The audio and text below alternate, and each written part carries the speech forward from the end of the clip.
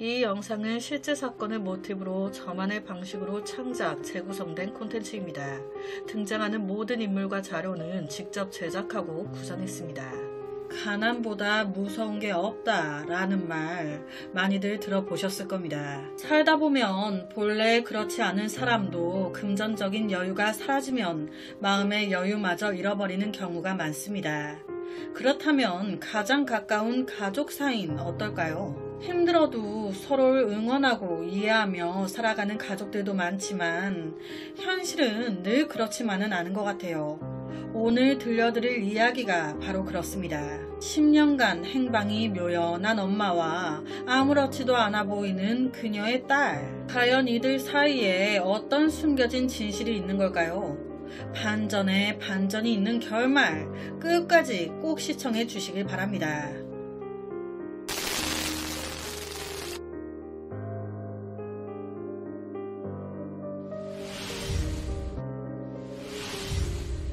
이곳은 좁지만 깔끔한 아파트. 이 집엔 어머니와 딸 두 사람만 살고 있었습니다. 아버지는 딸이 아주 어릴 적 집을 떠났고 다른 친척들과의 왕래도 거의 없었습니다.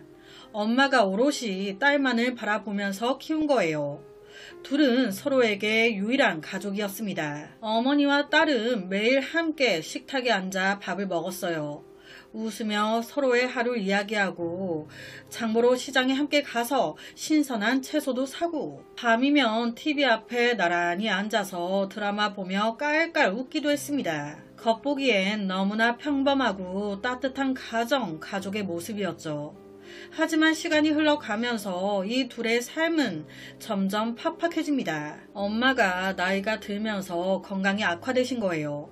허리 통증과 만성적인 기침, 그리고 점점 줄어드는 일거리. 한때 하던 청소 아르바이트마저 더 이상 버티기 어려웠습니다. 이 딸 역시도 안정적인 직장 찾지 못했어요. 편의점 아르바이트와 임시직을 전전했지만 수입은 항상 빠듯했습니다. 월세와 생활비를 내고 나면 남는 게 거의 없었죠. 어느 날 저녁 이 모녀 사이에 작은 말다툼이 시작됐습니다. 내가 언제까지 이렇게 살아야 되니? 이제 다 큰 네가 좀 나서야지. 엄마, 나도 노력하고 있어. 그런데 잘 안 되는 걸 뭐 나한테 어쩌라고. 매번 너는 말만 그러지. 네가 이때까지 집안에 뭐 보탬이 되는 게 하나라도 있었어? 엄마, 말이 좀 이상하다. 내가 뭐 일부러 뭐 도움 안 되고 싶어서 안 되고 있어? 짧은 대화였지만 서로의 가슴속에 쌓여있던 불만이 드러난 순간이었죠. 서로의 가슴을 막 후벼 파는. 그날 이후 집안의 공기는 달라졌습니다. 과거엔 웃음소리가 가득했던 식탁이 이젠 말 없이 밥을 먹는 자리가 되어버렸어요. 딸은 하루 종일 방에만 틀어박혀 있었고 이 엄마의 한숨 소리는 말해 뭐합니까? 어둑한 전등 불빛 아래 작은 집은 점점 더 차갑고 무거워졌습니다. 웃음 대신 침묵이 흘렀고 사랑 대신 큰 소리와 서로에게 상처 주는 일만이 되풀이됐어요. 그리고 결국 이 작은 균열은 돌이킬 수 없는 파국으로 이어지게 됩니다. 어느 날 저녁 딸은 평소처럼 아르바이트를 마치고 집에 돌아왔습니다. 현관문을 열자 집 안은 어딘가 되게 조용하고 뭔가 낯설었어요. 엄마, 나왔어. 그런데 점점점 대답이 없어. 방 안을 둘러보니 어머니의 옷가지며 물건들은 그대로 있었습니다. 그런데 엄마만 안 보여. 순간 딸이요, 며칠 전 싸운 게 생각이 났어요. 혹시 화가 나서 집을 나가신 건가? 뭐 금방 들어오시겠지. 하지만 그 후 어머니의 모습은 보이지 않았습니다. 전화를 걸어도 연결도 안 되고 아는 친척들에게도 소식이 없고 시간만 정처 없이 흘러가니 오히려 이웃들이 딸에게 묻기 시작했어요. 요즘 어머니 안 보이시던데 어디 가셨나봐요? 아, 몸이 좀 안 좋으셔서 병원에 계세요. 딸은 늘 둘러댔습니다. 하지만 주위 사람들이 바보가 아니거든요. 엄마가 아프다는데 이 딸은 너무 태평해 보여. 둘이 그렇게 사이가 좋아 보이더만 엄마 아프다면서 뭐 병문안이나 이런 것도 안 가? 이웃들이 가겠다고 병원 좀 알려달라고 해도 절대 안 알려주고 보니까 이 딸도 맨날 집에만 있더만. 웃음기 하나 없는 얼굴, 피곤에 찌든 기색, 그리고 집안에서 풍겨나오는 묘한 기운. 이웃들은 속으로 수근거렸습니다. 뭔가 좀 이상하다. 어머니가 사라진 뒤 아파트엔 오직 딸만 남았습니다. 그렇게 무려 시간이 10년 가까이 흘러요. 10년. 이 남겨진 딸의 삶이 괜찮았을까요? 처음 며칠은 괜찮았어요. 하지만 불과 몇 달 만에 그녀의 생활은 급격히 무너지기 시작합니다. 주방엔 설거지 되지 않은 그릇들이 쌓였고 냉장고는 텅 비었거나 썩은 음식들로 가득했어요. 거실 바닥엔 옷가지와 쓰레기가 막 널브러져 있고 한때 깔끔했던 집은 점점 쓰레기 더미처럼 변해갔어요. 딸은 스스로 치울 힘조차 잃어버린 듯 했습니다. 하루 종일 방에 틀어박혀 누워있다가 배가 고프면 그때서야 간신히 일어나 편의점 음료와 빵으로 끼니 때우곤 했습니다. 이러면 좀 정신 차리고 일이라도 열심히 좀 해야 되는데 몸은 또 얼마나 나태해지는지 일도 제대로 못해요. 출근 시간조차 제대로 지키지 못하는데 어느 사장이 좋아하겠습니까? 결론은 무단이나 잘리기 반복인 거예요. 이러니 돈이 모이겠습니까? 항상 똑같은 생활, 수입은 끊겼고 월세는 밀려가고 집안은 폐허처럼 변해가고 도저히 감당할 수 없는 빚에 전기와 수도는 언제 끊길지도 모르는 상황. 이런 상황에서 그냥 앉아가지고 현실 부정만 하고 있는 거예요. 엄마, 내가 도대체 왜 이렇게 된 걸까? 내가 왜 이렇게 살아야 돼, 왜? 그런데 누구 탓할 거예요? 결국엔 집세를 내지 못한 그녀에게 퇴거 명령까지 내려집니다. 집에서 쫓겨난 거예요. 딸은 며칠 동안 마음을 못 잡았습니다. 어디로 갈 거예요? 나 이제 어떡해? 짐은 또 어떻게 싸야 돼? 아무것도 모르는데. 결국 그녀는 필요한 옷까지 몇 개만 작은 가방에 담았습니다. 어디로 가야 할지도 몰라 지인에게 잠시 신세를 지겠다고 하고 우선 그 집에서 나올 수밖에 없었죠. 딸이 나오고 며칠 후 이사 청소 업체가 집으로 들어왔습니다. 청소하려고 현관문을 딱 여는데 이게 무슨 냄새야? 곰팡이 냄새에 먼지들에 거기에 또 이상한 냄새들이 막 섞여가지고 마스크를 안 쓰고는 작업을 못하겠어. 부엌엔 곰팡이가 핀 그릇들에 거실엔 오래된 가전과 쓰레기들이 막 쌓여 있었습니다. 청소는 예상보다 훨씬 더 힘들었어요. 그렇게 청소 직원 여러 명이 구역을 나눠 열심히 쓸고 닦고 하는데 부엌 담당 직원들이 싱크대 다 하고 이제 냉장고를 닦으려고 딱 여는데 열자마자 이 냉동고 안에서 충격적인 장면이 드러나고 말았습니다. 네, 10년간 자취를 감췄던 그녀의 어머니가 여기 안에서 발견이 된 거예요. 도대체 이게 어떻게 된 걸까요? 엄마의 딸 말로는 전날 싸우고 집을 나갔다고 했었는데 딸과 같은 집 냉동고 안에 있었던 거야? 아니 그럼 이 청소업체가 딸 나가고 며칠 뒤에 청소하러 온 거였어요. 이때가 엄마 사라지고 10년이 지난 상태였단 말이에요. 즉 이 딸 냉동고에 이대로 두고 10년을 같이 지낸 거야? 왜? 그리고 엄마는 왜 이런 믿기 힘든 모습으로 있었던 거지? 설마 둘이 다투다가 딸이? 당시 냉동고는요 작동이 멈춘 상태였어요. 그런데 제가 앞서 그랬잖아요. 며칠 전까지 이 딸이 이 집에 살았었다고. 딸 쫓겨나고 며칠 뒤 이 청소업체가 왔다고. 그러니까 딸이 있을 때까지 며칠 전까지 이 냉동고가 작동이 되고 있었던 거예요. 딸이 나가고 청소업체가 오기까지 단 며칠 이 냉동고의 작동이 꺼지면서 그때부터 이 이제 변질이 조금 이제 빨리 진행이 된, 그래서 유독 냄새가 더 심했던 거예요. 작동되는 냉동고 안에 이제 있었다 보니 10년이라는 시간이 흘렀음에도 불구하고 생각보단 이 변질된 정도가 심하진 않았대요. 원래 10년이면 진짜 완전 뼈만 남은 상태가 되거나 그에 맞는 상태가 있는데 그에 비해 그래도 심하진 않았다. 여기서 이런 의문이 드실 수 있어요. 보통 우리가 생각하는 냉동고는 아래 냉장, 위에 냉동 두 칸으로 되어 있거나 아니면 양문형으로 왼쪽 냉동, 오른쪽 냉장이거나 그런데 여기에 어떻게 이렇게 다 큰 성인이 들어갔다는 거지? 우선 우리나라가 아니에요. 일본입니다. 일본 이 집에 있던 냉동고가요. 뚜껑을 위로 여는 상단 개폐형 냉동고였대요. 그 가운데에 칸 나누는 부분을 떼어내가지고 그렇게 둔 거였어요. 바로 경찰에 신고가 들어갔고 이 아파트 아주 그냥 난리가 났죠. 그렇다면 정말 이해가 되지 않습니다. 딸은 왜 엄마를 무려 10년 동안이나 여기에 둔 걸까? 엄마는 왜 그런 충격적인 모습으로 발견이 된 걸까? 이어진 경찰 조사에서 이 모든 퍼즐이 맞춰졌습니다. 딸이 엄마를 숨겼던 이유는요. 의외로 너무 섬뜩하면서도 단순했어요. 그 집이요. 저소득층만 살 수 있는 공영 임대주택이에요. 엄마 명인데 그런데 엄마가 없다는 거 알면 여기서 나가라고 할 거 아니에요. 여기서 나가면 나 갈 데도 없는데.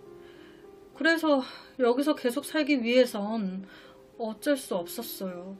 여기서 쫓겨나면 갈 곳 없다는 내몰리게 될 거라는 그 두려움과 집착이 그녀를 10년 동안 차디찬 그곳에 둔 최악의 상황으로 이어진 겁니다.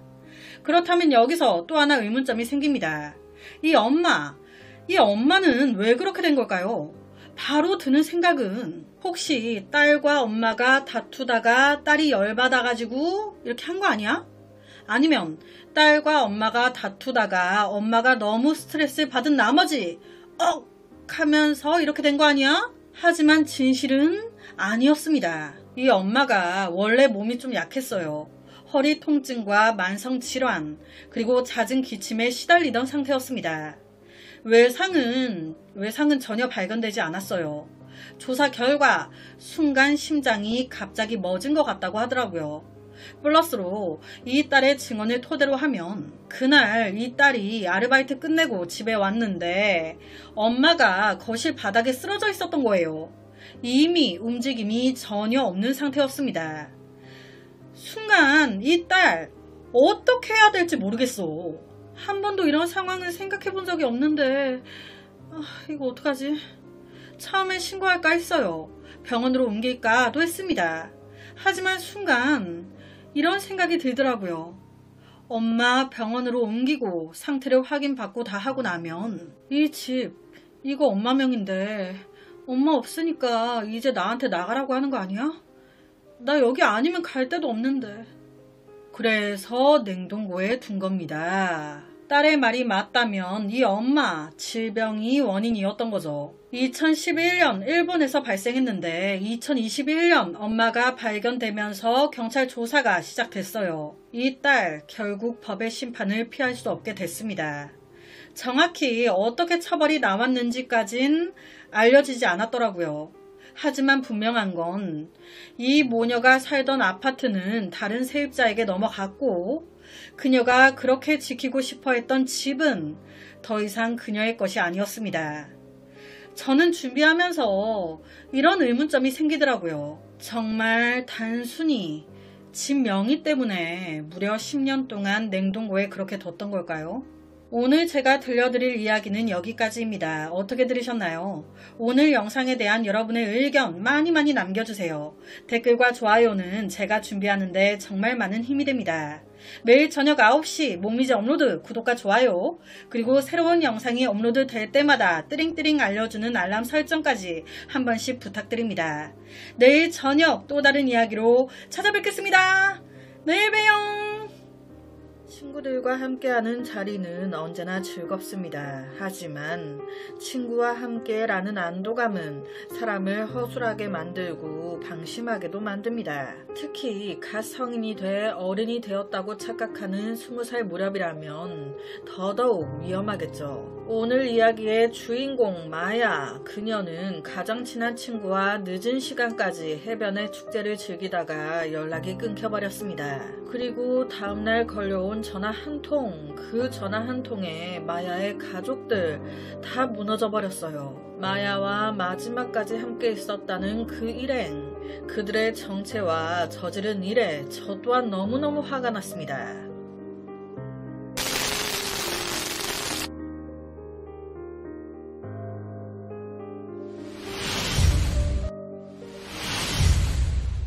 여러분, 베트남 여행 다녀오신 분 계신가요? 저는 베트남 한 번도 안 가봤어요. 우리나라에 해외여행하면 빠지지 않는 나라 중에 하나가 바로 이 베트남인데요. 오늘은 이 베트남에서 벌어진 일입니다. 베트남의 한 번화가 관광지로도 유명한 이곳은 밤이면 야시장과 네온 사인이 번뜩이고 낮이면 해변을 즐기는 사람으로 인산이네였습니다. 문제 그날은요, 인기 DJ들이나 래퍼들이 막 다 와서 하는 큰 공연, 축제가 예정되어 있었어요. 그렇다 보니 전날부터 해변가에 크게 무대 설치한다고 사람들이 다 바빠. 해변을 바라보면서 공연, 축제, 와, 저녁에 조명에다가 신나는 음악까지 상상만 해도 너무 재밌을 것 같아요. 저런 곳에 가가지고 막 둠칫둠칫 두둠칫 막 흔들어줘야 되는데 죄송합니다. 축제 소식은요, 관광객들도 엄청 관심을 끌었고 이 베트남의 현지인들, 젊은 남녀들에게도 엄청 관심을 끌었습니다. 놓칠 수 없는 핫플레이스. 실제로 피크 시간에 수백, 수천 명이 몰렸다고. 와, 얼마나 다들 가고 싶겠어요. 저도 가고 싶구만. 역시나 오늘 이곳에 가겠다고 아침 일찍부터 엄마와 전투를 벌이는 한 딸이 있었으니 그녀는 갓 20대가 된 마야. 엄마, 나 이제 20살이야. 애가 아니라고. 내 친구들 다 간단 말이야. 아니, 위험하다고. 세상 무서운지 모르고. 아빠 엄마도 그 시간에 장사 나가는데 집에서 동생들 좀 네가 보라고. 20대 한참 놀고 싶을 나이죠. 그런데 마야에게는 동생이 3명이나 있어. 엄마 아빠는 가게 맞벌이로 일까지 나가. 네가 나가면 이 동생들은 어쩌니? 아주 그냥 나가서 놀궁리만 하고 있지. 그런데 개인적으로는 엄마가 말한 세상 무서운 것보다 이 동생 3명을 혼자 다 보는 게 이 마야 입장에서는 당시에 더 무섭지 않았을까. 육아 힘들어요. 또 여담 죄송합니다. 여튼 이 마야는요, 평소 엄마 아빠를 대신해 이 어린 3명의 동생들을, 아니 말은 제대로 해야죠. 3명 동생들의 집안일까지 거의 책임지다시피 해왔습니다. 혼자 다 한 거예요. 엄마 아빠는 맞벌이로 하루 종일 식당 일을 하셨기 때문에 집에 신경 쓸 시간이 없었어요. 그러니까 이 마야가 아침마다 제일 먼저 일어나 동생들 도시락 다 싸주고 교복 다 다려주고 다 챙기고 씻기고, 자 학교 가!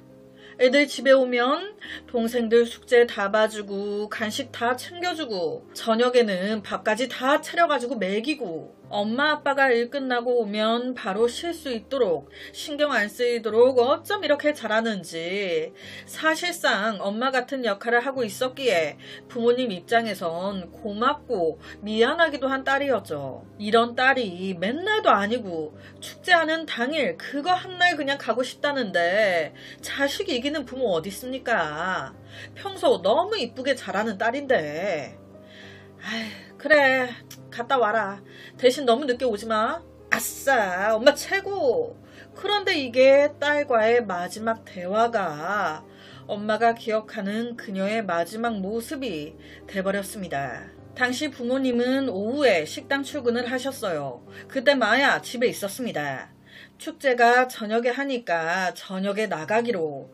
그래서 이때 먼저 집에서 나온 부모님은요, 마야한테 너무 늦게 들어오지 말라고 했어. 중간중간 전화하고. 그렇게 시간이 흐릅니다. 저녁 8시경 마야에게 전화가 와요. 엄마 나 이제 축제 가려고. 둘째한테 언니 한 3-4시간만 다녀올 거라고 동생들 잘 보라고 얘기해놨어. 간식이랑 구독과 좋아요 도 다 해놨으니까 크게 걱정하지 마요. 새벽 1-2시 전엔 집에 갈게. 이상한 말이 섞여 있는 것 같긴 하지만 신경 쓰지 말아주세요. 오케이. 그런데 저녁 10시, 12시, 새벽 1시, 새벽 2시 아니 새벽 한두 시 전에는 집에 간다며. 그런데 애가 전화도 안 받고 전화도 안 오고 혹시나 해서 집에 전화해 봤더니 집에도 안 왔대. 여기서 엄마 아빠 화가 나죠? 그렇잖아요. 큰맘 먹고 풀어줬더니 아주 살판이 나가지고 엄마 아빠랑 한 약속도 안 지키고. 그런데 마야 입장에서는 얼마 만에 외출인데 놀다 보면 더 늦어지기도 하고 반항심에 전화 안 받기도 하고 뭐 그랬나 보지. 그러면 진짜 다행이죠. 다음날 아침이 돼도 마야는 여전히 연락도 안 되고 집에도 돌아오지 않습니다. 여기서 이제 뭔가 이상하다 느낀 가족들 바로 경찰에 신고를 한 거예요. 그런데 신고한 지 채 3시간도 되지 않아 오후 2시경 한 통의 전화를 받습니다. 여기 따님을 발견한 것 같아서요. 오셔서 확인을 한번 해주셔야 될 것 같습니다. 경찰이 부모님을 부른 곳은 다름 아닌 공연이 열린 해변 근처의 한 호텔. 덮여있던 천을 걷어본 부부는 절망하며 울부짖을 수밖에 없었어요. 네, 마야였습니다. 친구들과 축제 즐기고 오겠다고 나갔던 마야. 왜 하필 그것도 호텔에서 이런 상황을 맞은 걸까요? 정밀 감식 결과 충격적이게도 다수의 DNA가 검출됐습니다. 그리고 손톱 끝이 다 죄다 손상된 흔적이 있었어요. 이 흔적 뭘 말하고 있는 겁니까? 딱 각이 나오잖아요. 원치 않는 상황이 발생했고 그녀 격렬하게 저항했다는 정황을 알려주고 있는 겁니다. 손톱이 이렇게 될 때까지. 이어서 수사가 시작됐습니다. 바로 할 건 호텔이었잖아요. CCTV 확인 보니까 한 남자가 정상적이지 않은 상태로 보이는 마야와 함께 엘리베이터를 타고 객실로 올라갑니다. 이 남자 대체 누군데 마야와 함께 객실로 들어간 걸까요? 둘이 들어가서 약 1시간쯤 지났을까요? 이 남자만 그 객실에서 나와요. 그런데 여기서 기가 막힌 장면이 나오는데 이 남자만 나왔단 말이에요. 그리고 무슨 마라톤 이어 달리기도 아니고 바톤 터치를 하더니 다른 남자가 또 동일한 객실로 들어갑니다.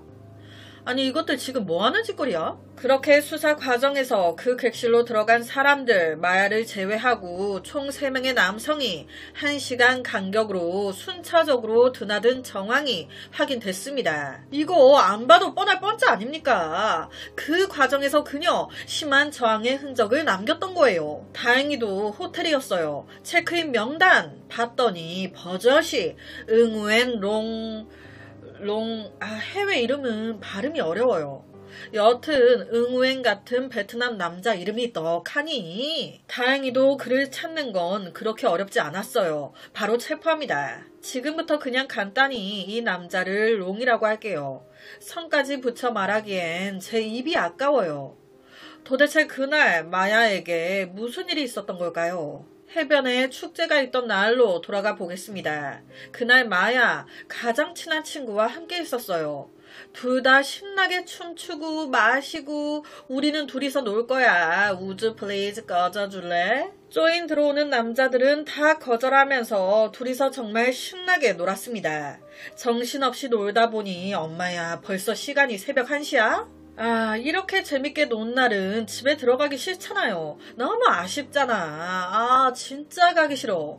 엄청 아쉬워하고 있는데 이런 그녀 앞에 남자들이 나타납니다. 그 남자들이 누구? 롱과 머시기들. 그 일행들. 이 롱 얘가요 진짜 나쁜 게요. 얘 마야랑 처음 본 사이가 아니었어요. 둘이 원래 좀 아는 사이야. 같은 동네에서 좀 산다는 건물주의 아들. 아래 3명 중에 가운데 있는 애가 롱입니다. 롱과 마야 가끔 인사도 했고 마야의 부모님이 하는 식당에 와가지고 밥도 먹고 가고 그랬어. 부모님이랑도 막 서로 안면이 있는 사이인 거예요. 그런 애가 사람 많은 축제장에서 마야를 딱 보자마자 웃으면서 오더니 마야 너도 놀러 왔어? 뭐야 벌써 들어가게? 우리랑 좀 더 놀다가 나랑 같이 택시 타고 집에 가자. 낯선 사람의 권유였다면 당연히 거절했겠지만 이 마야 더 놀고 싶어. 집에 진짜 들어가기 싫어. 거기다 롱은 부모님도 알고 있는 애였어요. 그러니까 괜찮지 않을까? 롱이랑 있었다고 하지 뭐. 걱정할 거 없다고. 에이, 뭐 괜찮겠지. 이게 친구랑 딱 둘이 있을 때는 놀면서도 긴장을 안 풀었는데 친분이 있던 롱이 야, 나 있는데 뭐 어때? 내가 책임지고 데려다 준다니까. 아, 여기 한잔해. 하니까 분위기에 취해 너무 달려버린 거예요. 그렇게 한 얼마나 지났을까요? 여기서부턴 함께 있던 마야의 친구 진술입니다. 그렇게 한 잔 또 한 잔 음악 소리는 점점 더 커지고 사람들의 환호성이 밤하늘을 울렸습니다. 마야도 처음엔 조금만 더 놀다 가자라는 마음이었는데 축제 열기와 술 기운이 겹치면서 시간 가는 줄 모르고 흥이 막 올랐던 거예요. 그러다가 마야 시계를 힐끗 보고는 깜짝 놀랍니다. 뭐야? 벌써 2시 반이야? 이 소리에 옆에 있던 마야 친구가 덩달아 깜짝 놀란 거예요. 너무 늦었어. 부모님한테 혼날 것 같아. 그래서 이 친구가 먼저 가야겠다고 일어난 겁니다. 친구의 반응에 처음에는 마야, 나도 가야 될 것 같아. 야, 같이 가. 그런데 이때 롱 마야를 붙잡습니다. 아이, 마야, 내가 택시 타고 데려다 준다니까. 더 놀다 가. 나랑 같이 있다고 하면 부모님이 괜찮다고 하실걸? 이 상황에서 마야 고민한다. 이 친구 딴에는 자기 말고도 마야가 롱과도 친하다고 하니까, 그리고 롱도 자기가 책임지고 집에 돌려보내겠다고 하니까 믿고 혼자 집에 갔던 겁니다. 그러니까 이 이후에 일어난 상황은 친구도 몰라. 마야의 친구가 떠나고 롱 포함 그의 3명 일행들은요, 사실 혼자 남은 그녀를 집으로 보낼 생각 1도 없었어요. 사실 이 3명은요 평범한 애들이 아니었습니다. 겉으론 잘 차려입고 축제 분위기에 녹아들어 있었지만 현지에서도 종종 술자리로 문제를 일으키거나 시비를 막 걸어가지고 경찰에 불려간 적이 한두 번이 아닌 되게 질 안 좋은 무리였어요. 이런 애들이 뭐 어디 가겠습니까? 그날도 축제장 한쪽에서 여자들을 그냥 쫙 스캔합니다. 야, 누가 났냐? 야, 쟤 좀 이쁘지 않냐? 이런 얘기를 하면서 막 술을 마시고 있었어요. 그 과정에서 롱 눈에 누가 딱 들어온 겁니다. 야, 오늘은 쟤다. 그게 누구? 마야였던 거예요. 이게 여담이긴 한데 이 마야 베트남 여자 안 같죠? 진짜 베트남에 요새 여자들 그 한국 사람 같이 진짜 세련되고 이쁘더라고요. 저도 깜짝 놀랐어요. 여튼 다시 돌아가서 이 롱이 마야를 찝은 이유 단순했습니다. 첫째, 서로 알던 사이였다는 점. 그래야 날 잘 따를 거 아니야. 경계심을 풀 거 아니야. 둘째, 축제 열기에 이미 분위기가 어느 정도 오른 상태였다는 점. 그렇게 친구가 가고 마야 혼자 남았어요. 그때부터 이들은요 마야한테 마야가 좋아하는 랜덤 게임 마셔 지면 마시는 거야. 마셔. 별의별 꼼수 다 부려가면서 그녀한테 몰아준 거예요. 잔이 빌 틈이 없었죠. 마야는 점점 얼굴이 붉게 달아올랐고 눈빛도 조금씩 흐려지기 시작했습니다. 하지만 롱은 옆에서 계속 괜찮아. 내가 있으니까 걱정하지 마. 네가 있어서 더 문제야. 그렇게 결국 마야 제대로 서 있기조차 힘든 상태가 된 겁니다. 이걸 딱 눈치채자마자 롱이 건넨 한마디. 야, 얘 이제 많이 취한 것 같아. 자리 옮기자. 이렇게 된 겁니다. 이후 맨 처음 먼저 롱이 그녀를 부축해 CCTV에 나온 그대로 자연스럽게 객실로 들어간 거예요. 왜 다 같이 안 들어갔을까요? 의심받을까봐 였을 겁니다. 자기들 딴에 다수의 남성이 마야를 데리고 들어가면 누군가 의심하거나 신고할 수도 있지 않을까.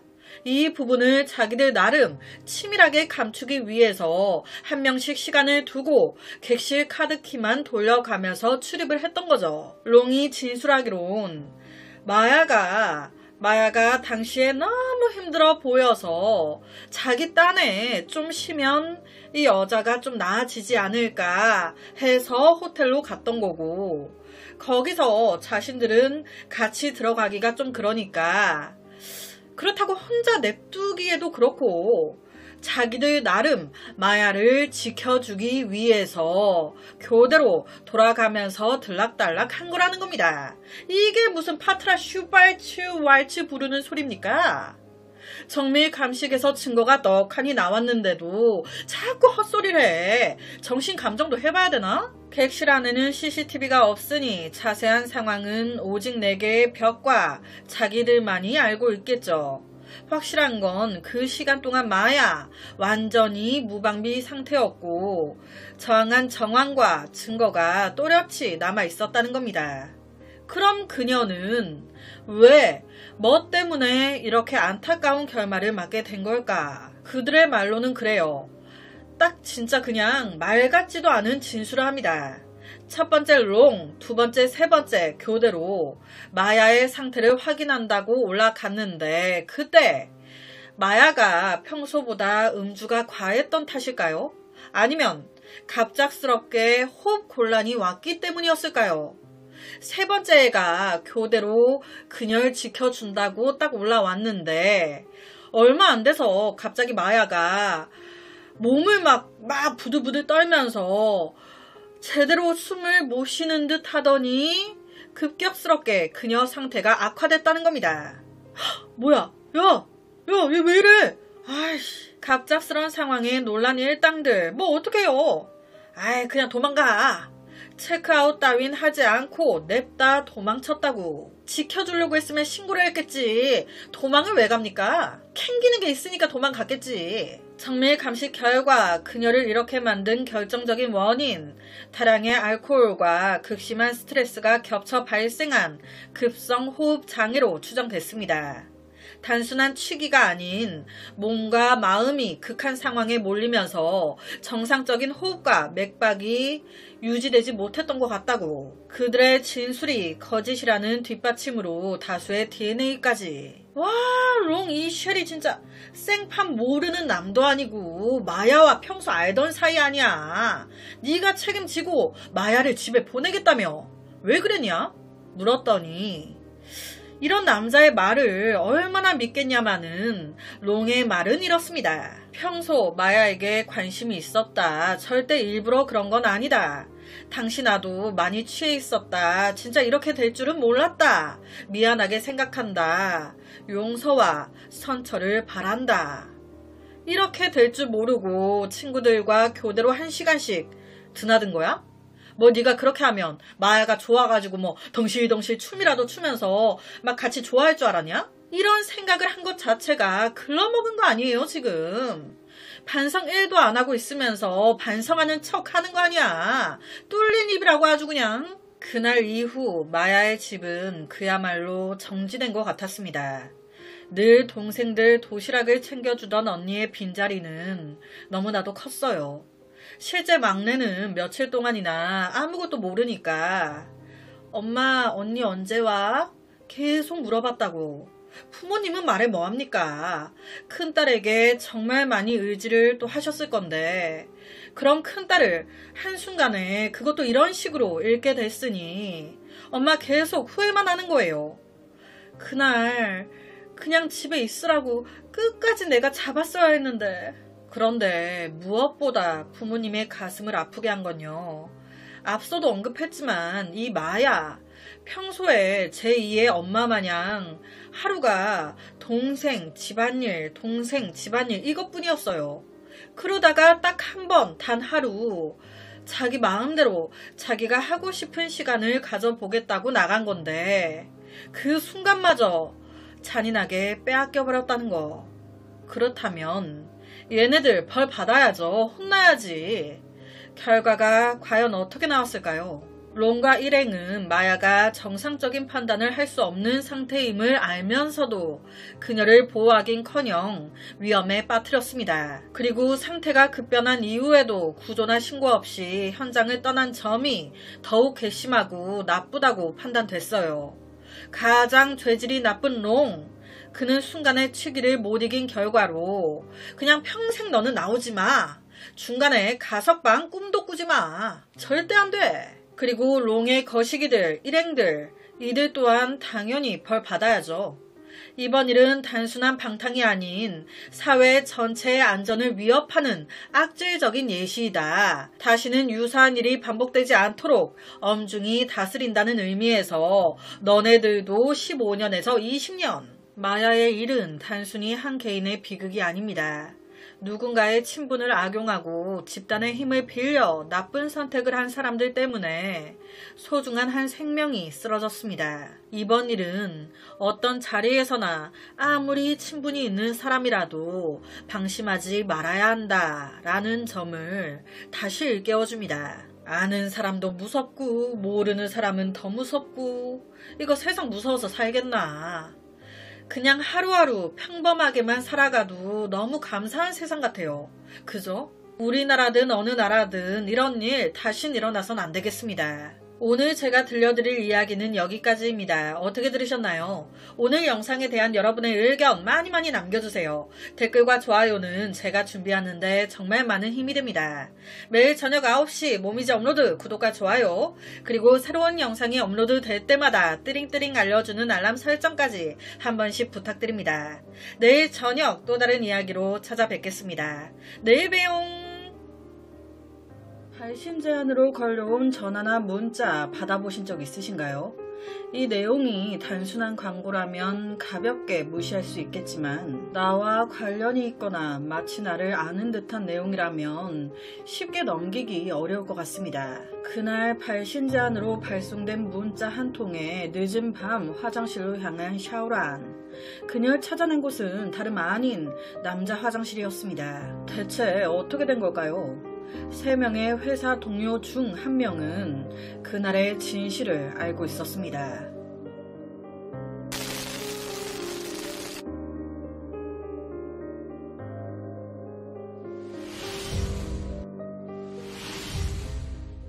중국 장시성의 중형 IT 회사에서 품질 관리 업무를 담당하고 있었던 당시 28살 린 샤오란. 샤오란은 어릴 적 별명이요 기록광이었습니다. 여기서 딱 느낌이 오시죠? 꼼꼼한 성격이구나. 이게 직장생활로 이어졌을 때 이거는 뭐 무조건 일 잘하는 직원 되는 거죠.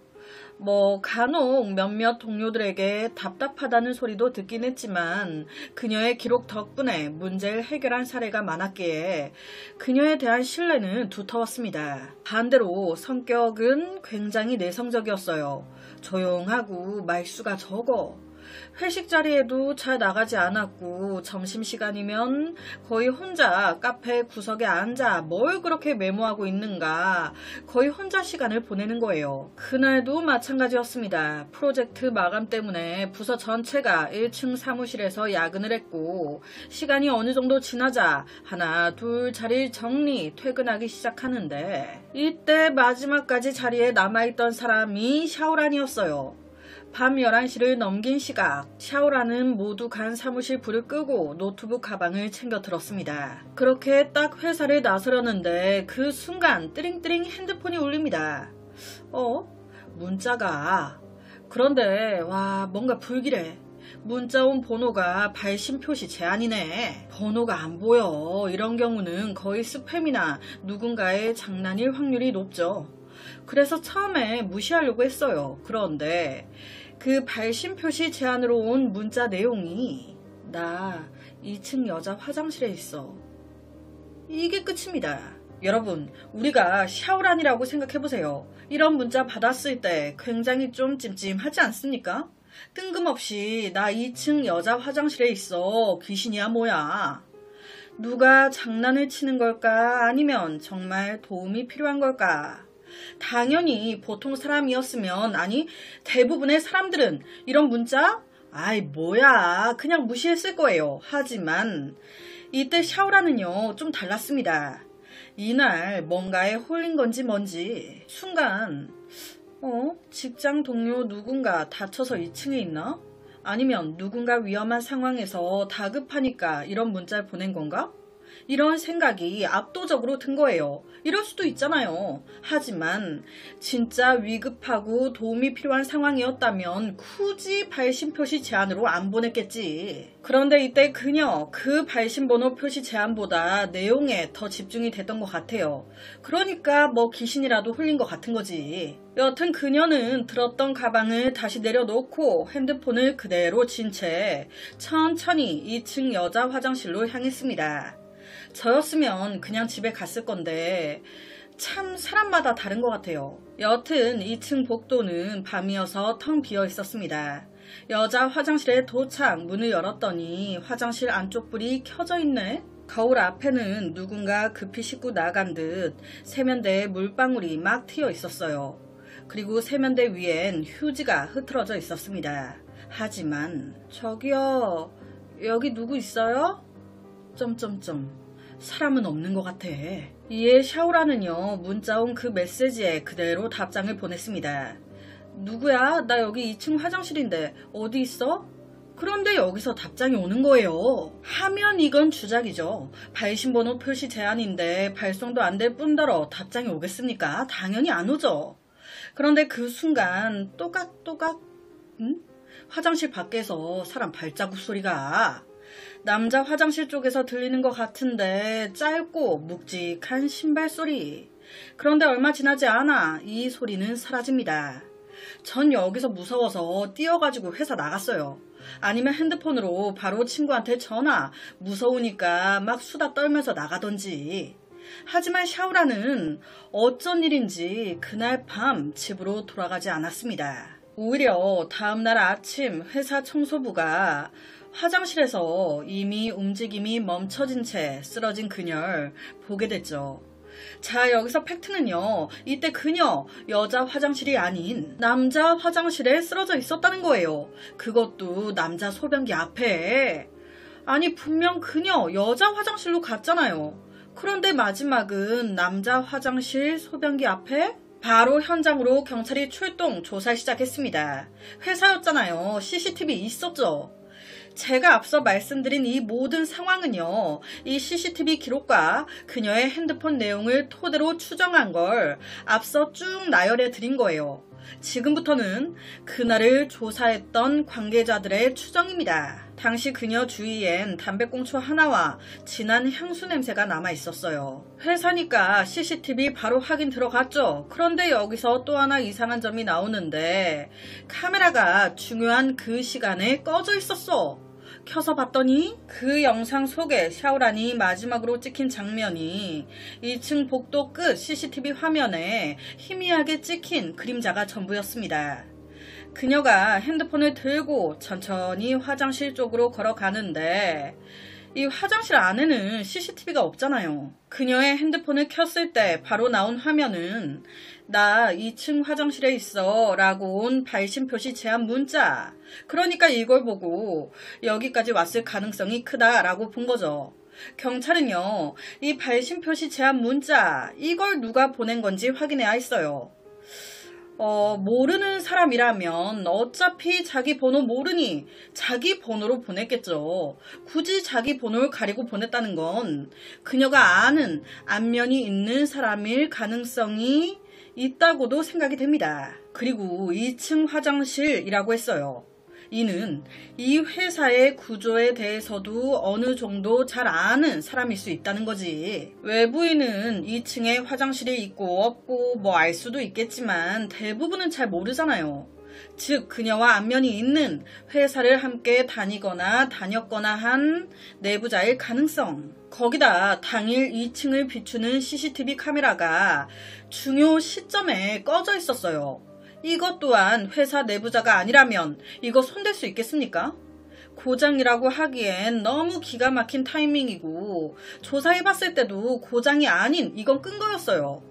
이걸로 또 알 수 있는 건 우발적이 아닌 철저히 계획한 거라는 거죠. 한번 짚고 넘어가자면 이 CCTV가 꺼졌다기보다는 그 중요 시점의 CCTV 부분이 저장이 안 돼 있는 겁니다. 일이 발생한 추정 시간은 밤 12시에서 12시 40분 사이로 추정을 해요.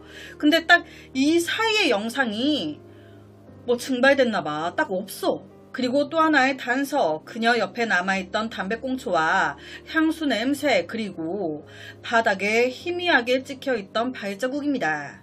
종합해보면 내부자 더 깊게 들어가면 CCTV를 마음대로 손댈 수 있고 그녀의 번호를 알고 있고 그녀가 그 시간 야근으로 늦게 끝났다는 것도 알고 있는 그녀에게 무언가 감정이나 원한이 있었던 사람. 그렇게 용의선상에 3명이 올라옵니다. 첫 번째는 31살 장웨이라는 남자예요. 5년차 개발팀 동료인데 샤오란과 같은 층에서 근무했습니다. 장웨이를 의심한 이유는요. 그 역시 늦게까지 야근을 하다 퇴근했어요. 장웨이 담배를 폈단 말이에요. 그런데 그가 늘 자주 피우던 담배와 그녀 옆에서 발견된 담배꽁초가 같은 브랜드의 담배야. 그리고 여러분, 문자가 나 2층 화장실에 있어 라고 왔었어요. 그러니까 자기를 나라고 표현한 거예요. 저 2층 화장실에 있습니다. 저 2층 화장실에 있어요. 이게 아닌 나 2층 화장실에 있어. 어느 정도 친분이 있는 듯한 문자인 거죠. 이게 별거 아닌 것 같지만 중요하거든요. 앞서 언급했지만 샤오란의 성격은 꼼꼼했어요. 이런 그녀와 정반대의 성격이 장웨이였습니다. 외향적이고 농담 자주 하고 업무도 느슨하고 뻔한 들키는 꼼수를 너무 부려. 꼼꼼한 샤오란과 너무 다르다 보니 이 둘 자주 부딪혔습니다. 샤오란은 품질관리팀에서 버그 검수와 보고를 담당했어요. 그런데 약 한 달 전 장웨이가 개발한 코드에서 치명적인 오류를 발견한 거예요. 문제는 장웨이한테 이걸 말했음에도 이걸 고치지 않은 채 보고서를 수정하지 않은 채 그대로 완료 처리 넘긴 겁니다. 이걸 알게 된 샤오란 가만히 있겠습니까? 문제가 있다고 얘기했는데 오히려 보고서를 조작해서 올렸어? 바로 그냥 윗상사한테 그대로 일러 바친 거예요. 이 일로 장웨이 팀장에게 크게 질책을 받았고 승진 심사에서도 불이익을 받게 됩니다. 이런 상황에 장웨이 지 딴에 막 화가 나 미치겠어. 그래서 샤오란을 찾아가 막 난리를 친 거예요. 아니 나한테 얘기하면 되지 그걸 윗선에 왜 일러 바칩니까? 나한테 뭐 떼보라 이거예요? 당신 때문에 나 승진에서도 밀렸잖아. 이 이후 둘이 완전 사이가 틀어진 거예요. 실제 주위 다른 동료들한테 저것 때문에 내가 계속 욕먹는다고, 샤오란 쟤 때문에 나 승진도 못하게 됐다고, 저게 내 앞길을 막았다고. 즉 둘이 사이가 안 좋다는 거 이미 이 회사 내에서 유명한 거예요. 현장에서 발견된 담배꽁초도 장웨이가 늘 피우던 브랜드와 동일했죠. 거기다 사건 당일 샤오란이 사라지기 직전까지 같은 층에서 장웨이도 야근을 했고 그의 퇴근 시간 기록 역시 늦게 남아 있었습니다. 플러스로 사건 며칠 전 지인과의 술자리에서 와, 샤오란만 아니었으면 내 일이 훨씬 더 잘 풀렸을 텐데 라는 말을 했었다고. 그러니까 평소에 자기를 고자질한 샤오란이 눈에 가시였던 거지. 하는 행동 다 마음에 안 들어. 눈에 보일 때마다 저것 때문에 쟤 때문에 내 눈앞에서 없어져 버렸으면 좋겠어. 그런데 둘 다 회사는 그만둘 수 없으니 열받아서 이렇게 만든 거 아니야? 이에 대해서 장웨이는 억울하다 말합니다. 저 퇴근 후에 바로 회사 나와서 PC방 갔습니다. 게임했어요. 거기 직원들한테 다 물어보세요. 하지만 당시 PC방 CCTV는 저장 기간이 짧아 일부 구간만 남아있었고 밤 12시부터 12시 40분까지 공백이 존재했어요. 이 시간은 샤오란이 사라진 시각과 겹쳤습니다. 이 40분 동안 다시 회사로 와서 그녀를 이렇게 만들었을 수도 있지.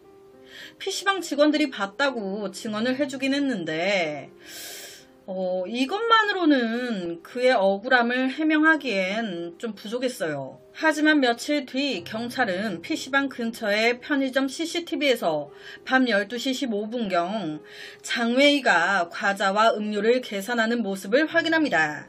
즉 사건이 발생한 2층 복도 CCTV가 꺼진 시간에 그는 PC방 건너편 편의점에 있었다는 게 확인된 거예요. 회사에서 편의점까지는 걸어서 20분 이상. 추정되는 시간이 밤 12시에서 12시 40분 사이인데 회사에서 20분이나 넘게 떨어져 있는 편의점에 12시 15분에 찍혔다면 이거는 뭐 시간이 안 되잖아요. 그렇게 의심 대상에서 제외됩니다. 장웨이 다음으로 물망에 오른 사람은 당시 보안팀의 신입 경비원 26살이었던 류 첸. 그는요, 입사한 지 6개월밖에 안 된 신입이었어요.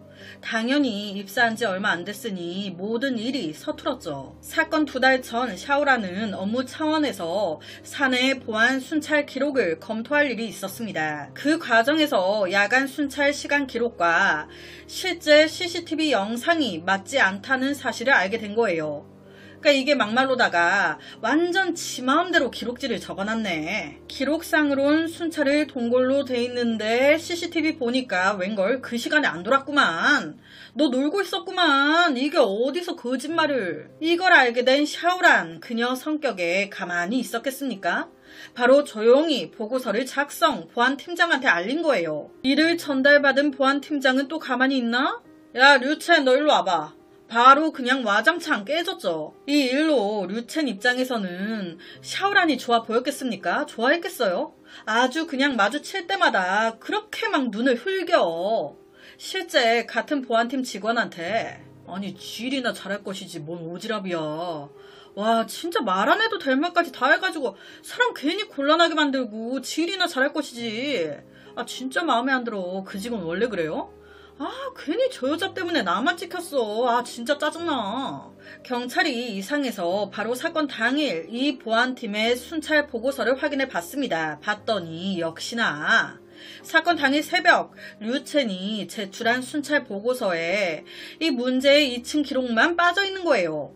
경찰이 바로 물었죠. 왜 2층 순찰 기록만 빠져 있어요? 아 제가 깜빡하고 기록을 안 한 거예요. 끝. 게다가 경찰이 그를 더 의심한 이유는요. 앞서 그랬잖아요. 화장실 바닥에서 발자국이 하나 나왔다고. 그게 조사해 봤을 때 약간 고무 장화 발자국 같았어요. 그런데 그 발자국이 경비원에게 지급되는 장화의 크기와 비슷한 거예요.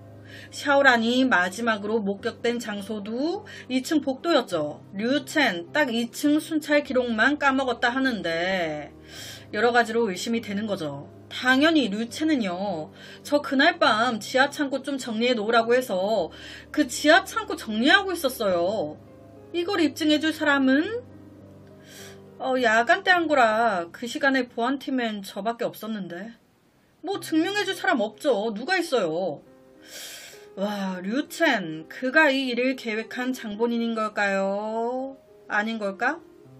이뿐만이 아닌 한 명 더 용의선상에 오른 사람이 있었습니다. 그는 회사 10년차 인사팀 과장 35살이었던 천루오.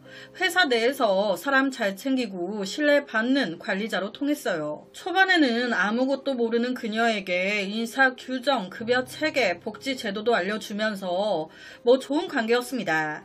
그런데 약 2년 차부터 이 둘의 관계가 서서히 틀어지기 시작해요. 샤오라는 꼼꼼했어요. 업무 특성상 초과 근무 기록과 급여 지급 내역까지 꼼꼼하게 확인해야 했습니다. 그 과정에서 어느 직원한테 지급된 건지 모르겠는데 뭔가 일하지 않은 알지 못하는 제3의 인물한테 급여가 지급되는 이상한 패턴을 발견한 거예요.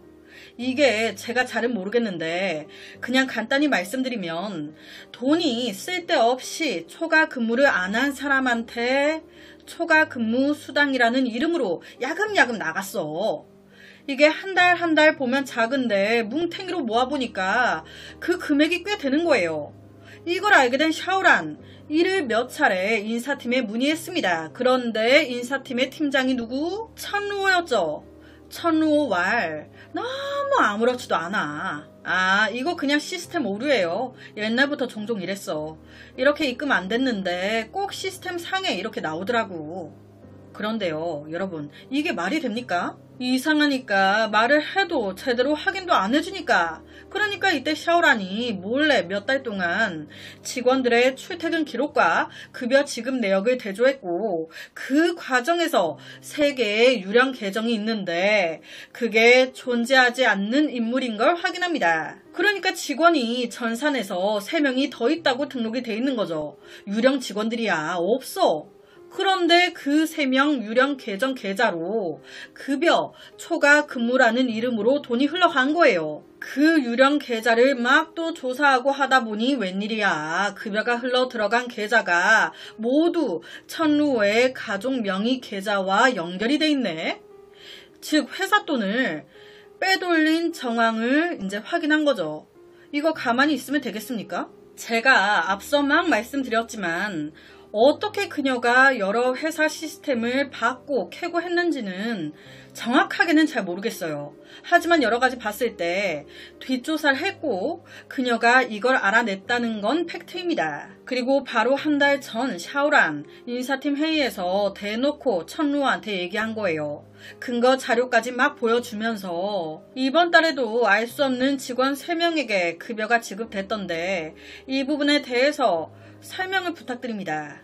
이런 상황에 천루오 너무 당황했겠죠. 다른 직원들 다 있는데 이게 미쳤나? 표정이 싹 굳는다? 그러면서 그거 내가 저번에 얘기해주지 않았었나? 시스템 전환 과정에서 생긴 단순 입력 오류라고. 조만간 수정될 거야. 하지만 딱 이날 이후 이 둘 대화 자체를 안 해요. 누가 봐도 둘이 서로 안 좋아. 둘이 같이 있죠? 다른 직원이 있든 말든 천루오가 은근 되게 샤오란을 불편하게 만드는 거예요. 다른 직원들이 눈치챌 정도로. 이에 경찰 바로 샤오란의 책상을 조사했어요. 그 과정에서 샤오란 서랍에서 봉투 하나가 딱 나오는데 엄마야, 급여 대장 출력본과 유령 계좌로 돈이 나간 거, 직원들 출퇴근표가 꼼꼼히 다 정리돼가지고 팩트는 그 봉투 표지에 적힌 메모였는데 내일 오전 내부 감사팀에 제출 예정, 증거 충분. 와, 내부 감사팀, 회사 내부 부정 비리를 감시하는 부서죠. 여기에 내려고 했구나. 이걸 만약 천루오가 알았다면, 봤다면 이건 동기가 충분하잖아요. 하지만 이에 대해 천루오 또한 억울하다는 거예요. 저 그날 1층 사무실에서 문서 정리한다고 저녁 12시까지 있었어요. 동료들한테 물어보세요. 제가 있던 거 다 봤으니까. 그리고 직원들이 아침에 출근했을 때 천루오의 컴퓨터 켜져 있었어요. 그냥 업무 본다고 피곤해서 켜놓고 퇴근했었다고. 거기다 실제 사건 당일 밤 11시 47분경 그의 회사 계정에서 본사로 인사 보고 자료 메일이 전송된 게 확인됐습니다. 봐라, 이 시간 나 이 메일 딱 보내고 회사에서 나왔다. 플러스로 그의 책상에서 실제 정리 중이었던 인사 관련 문서와 결제 서류도 발견됐어요. 이게 그날 저녁 12시까지 정리한 거라는 거예요. 딱 봐도 엄청 빼곡하니 복잡해 보이는데 이걸 밤새 한다고 내가 정신이 없었는데 무슨 그런 일을 계획할 시간이 됐겠습니까? 이것만으로도 막 짜증나고 머리 아파 죽겠구만. 문제의 2층 복도를 비추는 CCTV 영상이 추정 시간인 12시에서 12시 40분 요 사이가 딱 없었어요.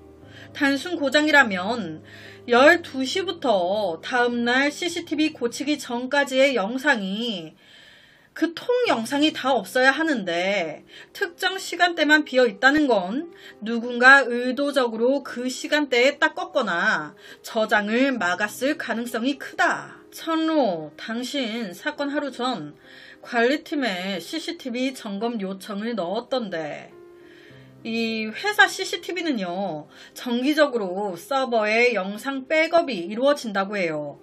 이 백업 시간은 보통 자정 무렵인데 이 천루오가 관리팀에 오늘은 백업 오류가 많으니 재설정이 필요하다라는 식으로 요청을 넣었던 게 확인된 거예요. 그것도 딱 하루 전날. 혹시 이걸 관리팀이 오케이 그러냐, 오류가 많다고 하니 그 백업 저장 세팅 시간을 바꿨고 그러면서 갑자기 세팅이 바뀌니까 기계가 오작동이 난 거지. 그래서 자정에서 40분 사이에 영상이 떠버린 거 아닌가? 애초부터 이걸 알고 노리고 점검 요청을 넣고 했던 거 아니야? 그러면 천루가 그녀? 현장에서 발견된 담배꽁초는 장외이와 연결되어 있고 현장에서 발견된 발자국은 류첸을 의심하게 만들고 CCTV 공백은 천루오를 향하고 있습니다. 누가 그녀를 이렇게 만든 걸까요? 이 3명 중 1명이 맞긴 한 걸까요?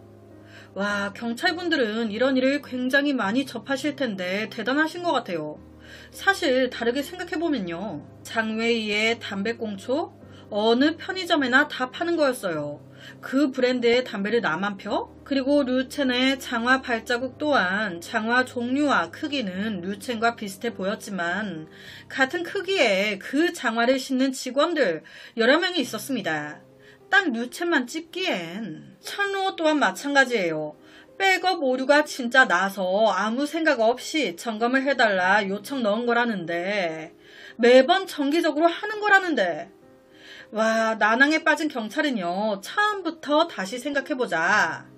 지금 3명과 연관이 있다고 생각한 증거 다 배제하고 다시 이 일의 시작 전부터 파보자. 샤오란이 2층 화장실로 간 이유가 뭡니까? 문자였죠. 발신번호 문자에 집중하기로 한 거예요. 나 2층 여자 화장실에 있어. 짧은 문장이었지만 분명히 안에 단서가 있다. 경찰은요, 바로 이 3명의 핸드폰과 이메일을 뒤지기 시작합니다. 그리고 가장 유력한 후보를 이 3명 중에 추려내요. 그게 누구? 다름 아닌 천루오. 이 남자 쉼표 뒤에 띄어쓰기를 안 하네. 이거 습관이네. 그런데 지금 보낸 문자를 옆에 보시면 나 2층 화장실에 있어. 여기서 나 하고 쉼표 뒤에 띄어쓰기가 안 돼 있네. 거기다 여자 화장실을 붙여서 보냈단 말이에요. 띄어쓰기 없이. 그런데 천루오도 원래 습관이 문자 할 때 띄어쓰기 잘 안 해. 여자 화장실 이거는 더더욱 늘 붙여가지고 썼었어. 앞에 두 남자는 쉼표 뒤에 띄어쓰기도 하고 여자 화장실도 여자 띄고 화장실이라고 쓰는데 그 외 여러가지 문자 습관이 천루오의 평소 이메일이나 문자 보내는 습관과 너무 비슷했던 거예요. 나 여자 화장실에 있어 하고 그 마지막에 마침표 하나 더 넣는 것까지 똑같아. 번호 가려서 보내면 뭐하냐고. 문자 스타일이 너랑 아주 똑같은데. 거기다 결정적인 거. 포렌식 결과, 문제의 문자, 회사 내부망 발신 기능에서 보내졌어. 여기서 문제는 이 기능, 인사팀 과장급 이상만 사용할 수 있다는 겁니다. 이건 다 한 사람을 가리키고 있잖아요. 제가 여기서 잠시 얘기 드리자면 개인적으로 이해가 안 되는 부분이 있었어요. 기업용 내부 프로그램인데 발신번호 제한으로 문자 보내는 게 가능해? 네, 가능하다고 합니다. 우리나라는 법이나 정책적으로 이런 부분을 굉장히 강하게 제재하고 있다고 해요. 그래서 발신번호를 숨기는 것 자체가 거의 불가능하다고 합니다. 그런데 중국은 이런 부분들이 아직까지도 꽤나 느슨하다고 해요. 회사 내부망이라도 사설 SMS 게이트를 이용한 프로그램을 쓰고 있으면 발신자 표기를 임의로 보낼 수 있다고 합니다. 천루오는요, 그날 1층 사무실에 있었다고 했어요. 이것저것 할 게 너무 많았다. 그런데 경찰이 그 시간 천루오의 핸드폰 기록을 조회했을 때 그는 1층에 있지 않았습니다. 2층에 있었지. 단순한 핸드폰 기록으로는 위치는 알 수 있지만 층수까지는 알 수 없어요. 그런데 우리가 흔히 쓰는 와이파이는 다릅니다. 층별로 와이파이가 설정되어 있고 한 번이라도 연결이 됐었으면 자동으로 그 위치에 갔을 때 강한 신호의 와이파이를 잡게 되잖아요. 그 변환 기록이 그 시간에 딱 핸드폰에 남아 있었던 거예요. 그의 핸드폰에 2층 와이파이가 그 시간 잡힌 기록이 딱 있었던 거죠. 이걸로 알 수 있었던 겁니다. 이에 대해서 그는요, 제가 깜빡했는데 퇴근하려고 하다가 잠깐 2층에 일이 있어가지고 잠깐 올라갔다 집에 갔었어요. 아마 그때 위치인 것 같네요. 아니? 너 12시쯤에 집에 갔다며? 12시 넘었는데도 회사에 있던데? 그것도 샤워란 핸드폰과 똑같은 2층에. 와, 여기서 지가 뭐 얼마나 버틸 거예요? 죄송합니다. 천루호가 맞았던 거예요. 그렇다면 왜? 자기 비리를 고자질 하려고 해서? 앞서 언급했지만 샤오라는 이미 급여 횡령 증거를 모두 모아뒀고 다음날 아침 내부 감사팀에 제출할 계획이었습니다. 이걸 알게 되자마자 막 심장이 쫄리는 거예요. 나 바로 잘리고 그 돈들도 다 그 이상으로 뱉어내야 될 거 아니야. 그 돈들 다 써가지고 없는데. 와, 쟤 때문에 진짜 쟤만 없으면 다 묻히는 거 아니야. 평화로운 거 아니야. 그래서 그날 밤 샤오란을 불러내기 위해 회사 내부망으로 발신번호로 문자를 보낸 거예요. 나 2층 여자 화장실에 있어. 아니 번호가 안 뜨니까 샤오란이 그냥 무시할 수도 있잖아요. 하지만 그는 샤오란의 성격을 알거든. 100% 올라올 거다. 샤오란이 도착했을 때 그는 이미 2층 복도에서 기다리고 있었습니다.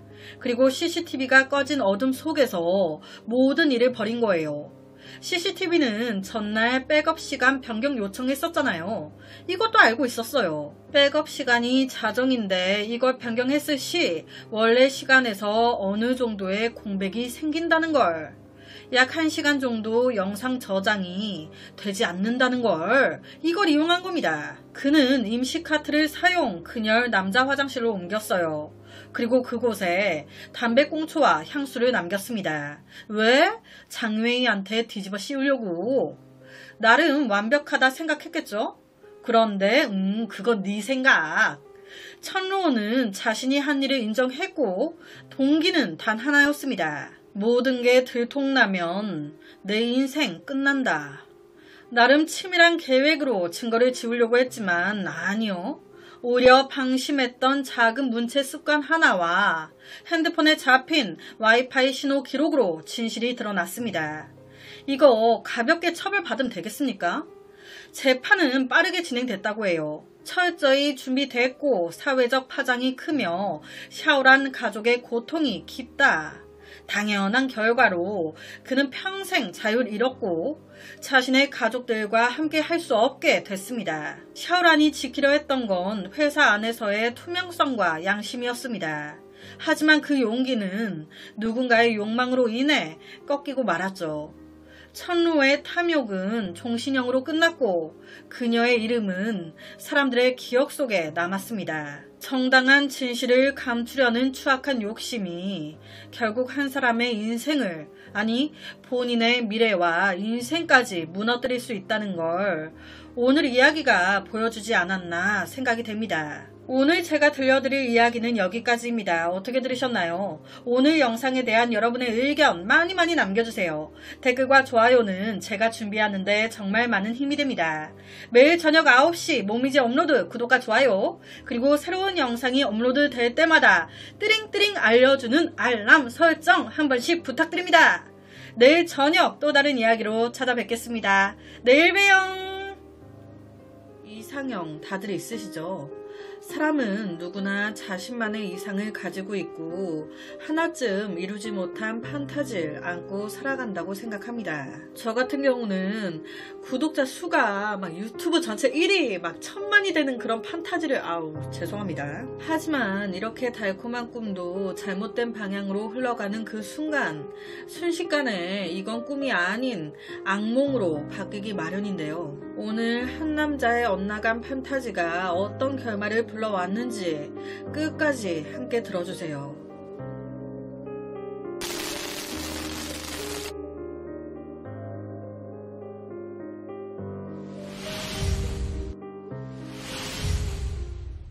바쁘게 살다 보니 어느새 40대가 되어버린 박씨. 돌아보면 그는 젊은 시절부터 앞만 보고 달렸습니다. 20살 간 넘었을 때부터 새벽에 남들보다 먼저 일어나 가게 문을 열었고 남들이 퇴근할 때도 혼자 불 켜놓고 일했어요. 친구들 다 여행 간다, 연애한다 할 때도 박 씨는 지금이 돈 모을 때다 라고 하면서 아둥바둥 살았죠. 노력하는 자 세상은 절대 배신하지 않거든요. 이렇게 산 결과 그는 남부럽지 않은 사업과 재산을 갖게 됐습니다. 집도 있었고 차도 있었고 통장에는 억 단위의 돈도 쌓여 있었죠. 겉으로 보기엔 성공한 인생, 하지만 세상에 완벽한 사람 없거든. 그의 딱 한 가지 단점, 아직 결혼을 못했어. 이유는 단순히 바빠서만은 아니었습니다. 박 씨 아버지가 전형적인 가부장적 가장이었는데 그 나물의 그 밥이라고 아들인 그도 똑같이 그런 성격을 닮아버린 거예요. 박 씨가 늘 입버릇처럼 달고 다닌 말이 있었어요. 여자가 말이야, 여자라 함은 자고로 조신하고 집안에서 가장을 받들고 모실 줄 알아야 돼. 그런데 요즘 뭐 여자들이 더 난리야 난리.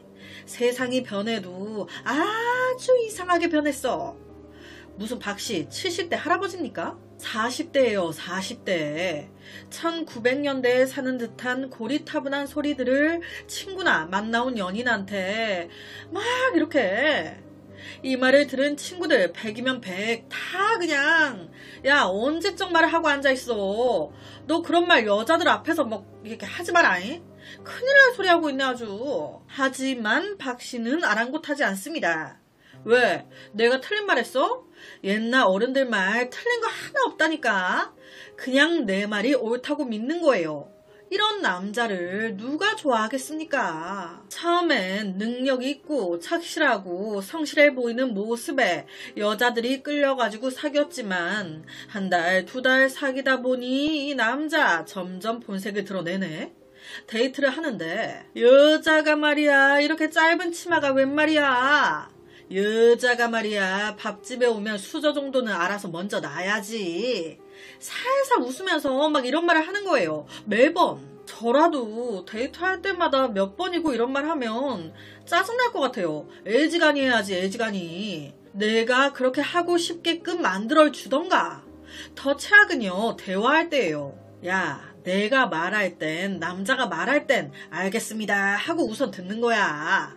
혹은 남자들끼리 막 대화를 하고 있어요. 그런데 그 사이 여자친구가 딱 말을 한다? 그러면 어디 남자들 얘기하는데 껴들어. 여러분 이거 계속 사귀겠습니까? 반대로 이 남자가 나를 계속 무시하는 느낌인데 관계가 오래 갈 리가 없죠.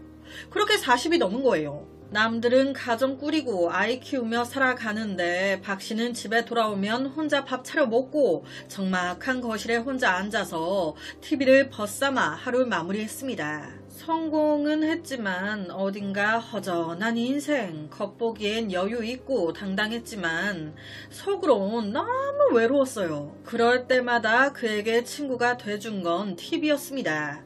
드라마, 영화, 예능 프로그램. 그리고 그 속에서 박 씨의 눈길을 사로잡은 게 있었으니 단정한 모습에 남편의 말과 행동을 하늘같이 받들고 가정적인 그런 이상형의 여성상이 있는 곳, 그곳이 어디? 멀고도 가까운 나라 일본이었던 거예요. 아니 저 프로그램 속 아내가 일본인 같은데 남편한테 너무 잘해. 내 이상형이야. 그런데 어라? 저 TV 속 연인도 보니까 일본인이네. 와 애인 남편한테 와 엄청 잘하네. 장난 아니네. 이 TV에서 보인 왜곡된 일본의 여성상에 이렇게 점점 빠져든 겁니다. 그래 저런 여성상이 진짜 아내감이지. 나 같은 남자를 이해해줄 사람은 저런 스타일밖에 없어. 점점 TV 속 장면 하나하나가 박 씨의 머릿속에 판타지로 각인이 된 거예요. 식탁에 앉아 정갈한 반찬을 차려주면서 당신 오늘도 고생했어요 라고 말해주는 장면, 비 오는 날 우산 들고 마중 나오는 장면, 심지어 남편이 화내도 묵묵히 받아주는 장면까지 박 씨에게 모두 이상적인 아내의 모습으로 보였죠. 사실 이거는 일본, 한국, 미국 이런 걸 떠나서 남편과 아내가 서로 배려하니까 서로 이 상대방이 날 배려해주고 있구나, 고맙다 라는 느낌이 드니까 그게 또 고마워서 서로 배려하고 하는 모습인 건데 나라랑은 상관이 없는데 와 답답합니다. 부부 생활도 연인 관계도 모두 주고받고인 건데 여튼 나도 저런 여자 만나고 싶다 이 마음이 강해지면서 박씨 인터넷을 막 뒤지기 시작해요. 일본 아내들은 남편을 어떻게 대하나요? 봤더니 대부분의 글들이 일본 여자들 되게 가정적이에요. 그리고 남편을 되게 존중해주죠. 등등등. 이런 글을 읽고 있자니 더 마음의 확신이 커지는 거예요. 그래, 내가 찾던 게 이거였어. 내가 한국에서 결혼을 못한 건 요즘 우리나라 문화가 너무 달라졌기 때문이야. 하지만 일본은 아직 내가 꿈꾸던 그런 이상형이 있는 것 같아. 이런 생각은 곧 행동으로 이어졌습니다. 사업차 일본 출장을 핑계 삼아 실제로 일본을 방문하기도 했죠. 이번엔 꼭 이 나라에서 나의 반쪽을 찾고야 말겠다. 하지만 현실은 달랐습니다. 나라가 무슨 상관이냐. 일본 사람들 역시도 그냥 먹고 사느라 바쁜 거예요. 직장인 여성들은 바쁘게 출근하고 젊은 세대는 자유롭게 연애하면서 그가 상상하던 전통적인 이상형은 어디에도 없었습니다. 그럼 좀 마음을 잡아야 되는데 한국에 들어와서도 이 판타지가 안 사라지는 거예요. 오히려 더 짙어졌지. 내가 못 만났을 뿐이지 분명 어딘가엔 있을 거야. 내 운명의 이상형은 일본에 있다. 이렇게 현실과 판타지 사이에서 박 씨의 생각은 점점 왜곡되어 갔습니다. 그리고 그 허상은 머지않아 히토미라는 이름으로 다가오게 되는데 어느 날 띵동 박 씨의 SNS에 메시지 하나가 날라옵니다. 저는 한국 온 지 얼마 안 된 31살 히토미예요. 친구 할래요? 아, 죄송합니다. 우리 대부분 이런 SNS 메시지 오면 어떻게 합니까? 당연히 차단, 어디서 스팸이야 하고 넘겨버리지만 박 씨는 달랐어요. 잘못된 판타지에 갇혀 살고 있었단 말이지. 어라? 히토미? 일본 이름인데? 와, 설마. 여기서 이제 혹해가지고 답장을 한 거예요. 처음엔 간단한 인사뿐이었습니다. 아, 한국 온 지 몇 달 안 됐냐, 한국 어떠냐, 어디에 사냐 등등 되게 평범한 대화.